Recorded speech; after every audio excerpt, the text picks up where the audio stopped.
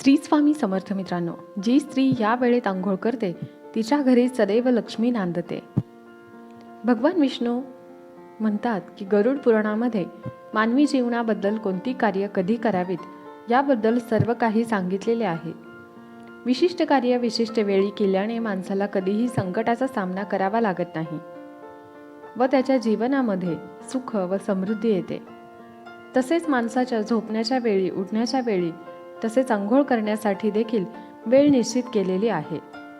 असेच एकदा भगवान विष्णू आणि माता लक्ष्मी क्षीरसागरातील शेषनागाच्या शय्येवर विसावले होते. त्यानंतर गरुड पक्षी त्या ठिकाणी येतो आणि भगवान विष्णू आणि माता लक्ष्मीला विचारू लागतो, हे परमेश्वरा, या पृथ्वीला भेट देऊन मी आलो आहे. मी पाहिलं आहे की पृथ्वीवर अनेक लोक रोज आंघोळ करतात, परंतु तरीही ते दुःखी राहतात. त्यांच्या दुःखाचे कारण काय आहे? हे परमेश्वरा, कृपया मला सांगा की स्नान करण्याचा सर्वोत्तम मार्ग कोणता आहे? आंघोळ कधी करावी? ती कशी करावी? स्नान करताना कोणते मंत्र जपावेत? हे सर्व जाणून घेण्याची माझी इच्छा आहे. गरुड महालक्ष्मीलाही म्हणतात, माते, मी आज असेही पाहिले आहे की अनेक स्त्रिया रोज स्नान करून तुमची पूजा करतात, पण तरीही तुम्ही त्यांच्या घरात का राहत नाही? याचे कारण काय आहे? हे प्रश्न गरुडजी विचारतात. तेव्हा भगवान विष्णू म्हणतात, पक्ष्यांचा राजा गरुड, तू योग्य प्रश्न विचारला आहे. आंघोळ करणे फार महत्त्वाचे कार्य आहे. या गोष्टी आपल्याला अगदी सामान्य, साध्या, सोप्या वाटतात, परंतु आपल्या पूर्वपार चालत आलेल्या प्रत्येक बाबीमध्ये काही ना काहीतरी अर्थ दडलेला असतो. आपण त्या गोष्टीकडे लक्ष देत नाही, त्यामागील शास्त्र देखील समजून घेत नाही. अंघोळीने शरीर शुद्ध होते आणि मनुष्य पूजा वगैरे कर्मकांड करण्यास पात्र होतो. त्यामुळे माणसाने रोज आंघोळ करावी. तुमच्या सर्व प्रश्नांची उत्तरे देण्यापूर्वी मी तुम्हाला एक अतिशय पवित्र अशी गोष्ट सांगतो, ती लक्षपूर्वक ऐका. या कथेमध्ये तुम्हाला तुमच्या सर्व प्रश्नांची उत्तरे मिळतील. असे सांगून भगवान विष्णूंनी गरुडजींना स्नानाचे महत्त्व सांगणारी एक कथा सांगितली, जी सर्व मानवांनी लक्षपूर्वक ऐकली पाहिजे. ही कथा श्रवण केल्याने तुम्हाला शेकडो तीर्थक्षेत्री स्नान करण्याचे पुण्य प्राप्त होते. म्हणूनच तुम्ही सर्वांनी ही कथा पूर्णपणे ऐकावी. चला तर मग कथेला सुरुवात करूया. भगवान विष्णू म्हणतात, पक्ष्यांचा राजा गरुड प्राचीन काळातील गोष्ट आहे. मध्य देशामध्ये एक अतिशय सुंदर शहर होते. तिथे एक श्रीमंत व्यापारी राहत होता. त्या व्यापाऱ्याला 3 मुली होत्या. आपल्या मुलींना कधीच काही कमी पडू दिले नाही. त्यांनी त्यांना मोठ्या प्रेमाने, लाडाने वाढवले होते. त्यांच्या मुली स्वभावाने खेळकर होत्या, अतिशय सुंदर देखील होत्या. वडिलांनी सर्व कर्तव्य पार पाडली, आपल्या मुलींना सर्व काही दिले, परंतु त्यांनी एकच चूक केली, ती म्हणजे आपल्या मुलींना शास्त्राचे आणि योग्य संस्कार याचे ज्ञान दिले नाही. आयुष्यात सर्व काही मिळूनही त्या मुलींचे आयुष्य अपूर्ण होते. ज्ञानाशिवाय मनुष्य पूर्ण होत नाही. पैसा, संपत्ती आणि सौंदर्य असूनही प्रत्येक स्त्रीकडे जे असायला हवे ते ज्ञान त्या मुलींकडे नव्हते. मग त्यांच्या 3ही मुली तरुण झाल्यावर शेठने आपल्या 3ही मुलींचे लग्न एका चांगल्या कुटुंबात केले. तिघींचे सुद्धा पती मोठे उद्योगपती होते आणि सर्व राजवाड्यात राहायला होते. तिघी सुद्धा राहायला आपल्या घरी गेल्या. आपल्या घरी गेल्यावर तिथे त्यांचे भव्य स्वागत करण्यात आले. लग्नानंतरचे सर्व विधी पार पाडले. तिघींचेही सासरचे लोक त्यांचा आदर करीत होते. त्या तिघीही इतरांशी प्रेमाने वागायच्या. त्यांच्या सासरच्या घरी सुखाने राहू लागल्या. तिघी सुद्धा सकाळी उशिरा उठायच्या, उशिरा आंघोळ करायच्या, कधी कधी आंघोळ न करताच जेवण करायच्या, अधूनमधून पूजा करायची. सासूने त्यांना अनेक वेळा समजून सांगण्याचा प्रयत्न केला, पण त्यांनी त्यांचा सल्ला ऐकला नाही. त्यांनी काहीच ऐकले नाही. स्वतःचे काम करू लागले. जसा जसा वेळ निघून गेला तसा तसा त्या तिघी मुलींच्या सासरच्या घरात अडचणी निर्माण होऊ लागल्या. तिघींच्या पतींना त्यांच्या व्यवसायात आर्थिक तोटा होऊ लागला आणि हळूहळू त्यांचा संपूर्ण व्यवसाय बुडू लागला. इतरांकडून कर्ज घेऊन व्यवसाय चालवायला सुरुवात केली, पण तरीही त्यांना तोटा सहन करावा लागला. त्यामुळे घरामध्ये सतत वाद आणि कलह निर्माण होत होता. पुन्हा पुन्हा मारामारी होऊ लागली. जेव्हापासून या तिघी त्या घरामध्ये राहायला गेल्या होत्या तेव्हापासून त्यांच्या घरामध्ये अनेक संकटे येऊ लागली. तिन्ही बहिणींना त्यांच्या सासरच्या घरी पैशाची इतकी कमतरता होती की त्यांच्या घरातूनच सर्व काही गमवावे लागले आणि सर्व एका झोपडीमध्ये राहू लागले. परंतु तिघी बहिणींना झोपडीत राहणे पसंत नव्हते. त्यामुळे त्या सासरचे घर सोडून माहेरी आल्या आणि वडिलांसोबत राहू लागल्या. घरी आल्यानंतरही त्यांच्या सवयी बदलल्या नाहीत. घरी आल्यानंतरही तिन्ही बहिणी मोठ्या थाटामाटात जगू लागल्या. तिघीच्या तिघीसुद्धा उशिरा उठायच्या, उशिरा आंघोळ करायच्या. आंघोळ कधी करायची देखील नाही.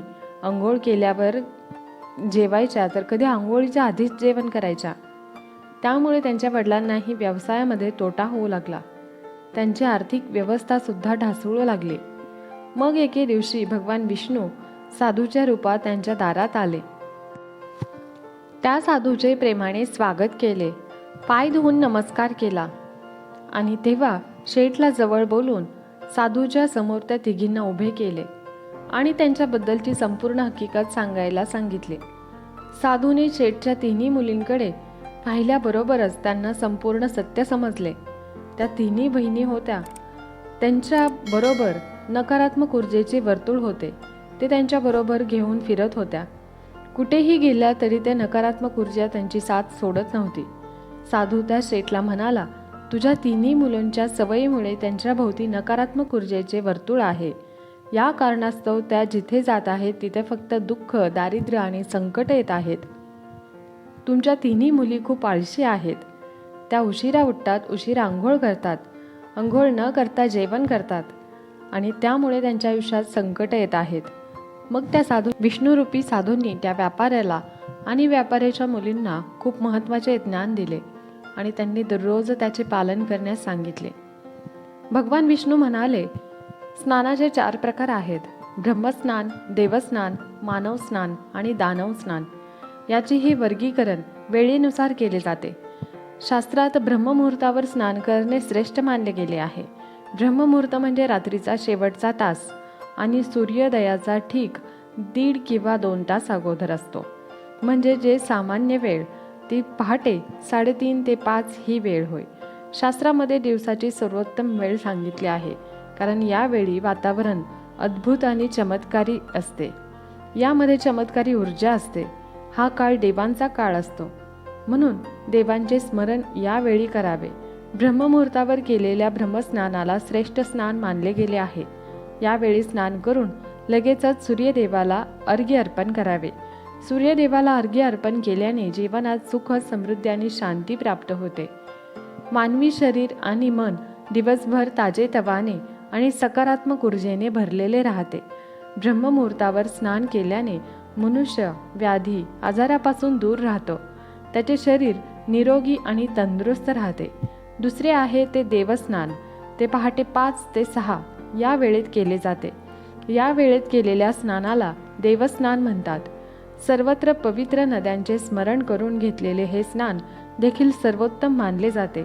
अशा वेळी आंघोळ केल्याने मानवी शरीरात सकारात्मक ऊर्जेचा निर्माण होतो आणि शरीरात सर्व प्रकारची नकारात्मकता आणि वाईट गोष्टी शरीरातून दूर होतात. देवस्नानामुळे वाईट गोष्टी तर दूर होतातच, शिवाय यावेळी स्नान केल्याने शरीराबरोबर मनही शुद्ध होते, पवित्र होते. यावेळी स्नान केल्याने धनाची वृद्धी होते. माणसाला सर्व भौतिक सुखसोयी प्राप्त होतात. आकाशातील तारे दिसतात. पहाटे केलेल्या स्नानाला देवस्नान असे म्हणता येते. हे देखील सर्वोत्तम स्नान आहे. यावेळीच स्नान केल्याने मानसिक शांती मिळते. तिसरे म्हणजे ते आहे मानवी स्नान. ते 6 ते 8 या वेळेत केले जाते. यावेळी केलेल्या स्नानाला मानवी स्नान म्हणतात. सूर्योदयाच्या वेळी किंवा सूर्योदयानंतर केले जाते. यावेळी स्नान करणे देखील चांगले मानले जाते. यामुळे शरीरात ताजेपणा आणि सकारात्मक ऊर्जा असते, जे आपल्याला कोणतेही काम करण्यास प्रोत्साहित करते. परंतु सूर्य दिसल्यानंतर 2 तासांनी कधीही स्नान करू नये. ते म्हणजे 4थे स्नान, म्हणजेच सकाळी 8 नंतर आंघोळ करणे, म्हणजे दानव स्नान.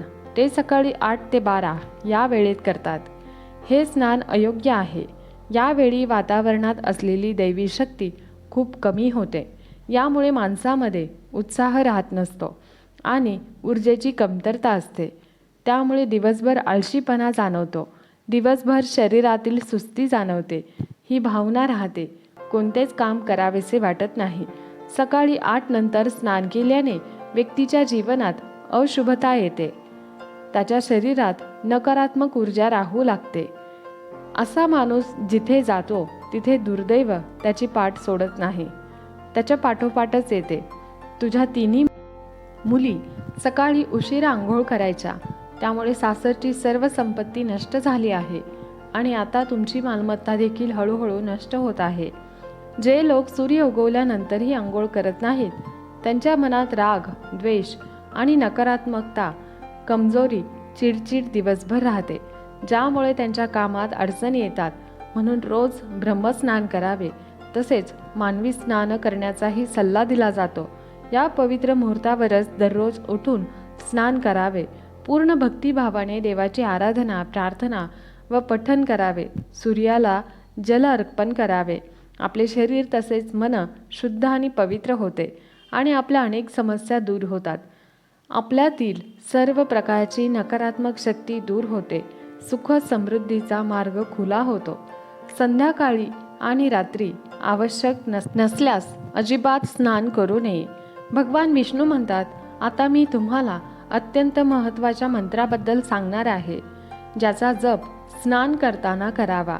म्हणूनच या मंत्राचा जप करताना जो कोणी स्नान करतो त्या क्षणी त्याची सर्व पापे नष्ट होतात, त्याचे दुर्दैव नष्ट होऊन जाते व त्याला सुख समृद्धी प्राप्त होते. तो मंत्र पुढील प्रमाणे आहे, लक्षपूर्वक ऐकावा. गंगे च यमुने चैव गोदावरी सरस्वती नर्मदे सिंधू कावेरी जलस्मिन सन्निधिं कुरु. याचा अर्थ आहे, गंगा, यमुना, गोदावरी, सरस्वती, नर्मदा, सिंधू आणि कावेरी माता, तुम्ही माझ्या स्नानाच्या पाण्यात या. या मंत्राचा जप केल्याने सर्व तीर्थक्षेत्रात स्नान केल्याचे पुण्य प्राप्त होते. अशा प्रकारे भगवान विष्णूंनी त्या शेठला स्नानाचे महत्त्व सांगितले. तेव्हा शेठच्या तिन्ही मुलींनाही त्यांची चूक समजली. त्या तिघीही आपल्या सासरच्या घरी राहायला परत गेल्या आणि भगवान विष्णूंनी सांगितलेले सर्व स्नानाचे नियम पाळू लागल्या. सकाळी सकाळी ते नियम पाळू लागले. तिघी सकाळी ब्रह्ममुहूर्तावर उठून रोज स्नान करून सूर्याला पाणी देऊ लागल्या. रोज सकाळी अंघोळ केल्याने त्यांचे शरीर शुद्ध झाले आणि नकारात्मक ऊर्जा देखील हळूहळू नष्ट झाली. तिघींच्या पतींचा व्यवसाय चांगला चालू लागला आणि त्यांनी गमावलेले सर्व वैभव त्यांना परत मिळाले. तिघीही बहिणी आनंदाने राहू लागल्या. आपल्या आयुष्यात अंघोळीला खूप महत्त्व आहे. अंघोळीनंतर केली जाणारी सकाळची पूजा ही सुद्धा सकाळीच झाली पाहिजे, तरच तिची शक्ती आपल्याला मिळते. म्हणून मनुष्याने कितीही उशिरापर्यंत झोपले तरी, कितीही काम असले तरीही लवकर उठून स्नान करावे. स्नान आणि देवपूजा ही वेळेतच झाली पाहिजे, तरच तिचा आपल्या जीवनात उपयोग. नाहीतर आजारांना आमंत्रण, दुर्दैवाला आमंत्रण. कारण मनुष्य जे काही कर्म करतो त्या प्रत्येक कर्माला महत्त्व असते. म्हणून स्नान, देवपूजा या कर्मांना पण तितकेच महत्त्व आहे. त्यामुळे रोज सकाळी स्नान, अंघोळ करावी. सकाळी 8 नंतर स्नान करणे अशुभ आहे. अशा प्रकारे भगवान विष्णूंनी गरुडजींना स्नानाचे महत्त्व सांगितले. हा माहितीपूर्ण व्हिडिओ तुम्हाला आवडला असेल तर व्हिडिओला एक लाईक नक्की करा. तसेच व्हिडिओला जास्तीत जास्त शेअर करा व कमेंट बॉक्समध्ये श्री हरी विष्णू, श्री स्वामी समर्थ, माता लक्ष्मी अवश्य लिहा. धन्यवाद. श्री स्वामी समर्थ. जय जय स्वामी समर्थ.